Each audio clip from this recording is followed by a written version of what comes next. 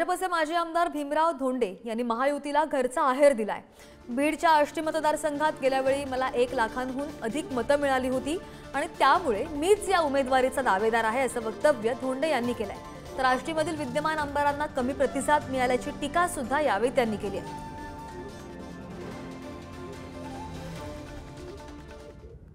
मागच्या वेळेस मीच उमेदवार होतो भारतीय जनता मार्फत, थोड्या मताने माझा पराभव झाला होता आणि पराभूत उमेदवारांची बैठक मुंबईला झाली होती। त्याच वेळेस आम्हाला प्रदेशाच्या अध्यक्षांनी सांगितलं होतं, कारण मी पराभूत झालो तरी मला 1,07,000 मतं आहेत। 1,07,000 मतं भारतीय जनता पक्षाच्या 2-3 लोकांनाच मिळालेले आहेत।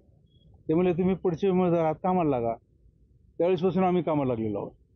त्यामुळं माझी खात्री आहे की ज्यावेळेस भारतीय जनता पक्षाचं सर्व होईल त्याच्यामध्ये माझंच नाव असेल, मला उमेदवारी मिळेल।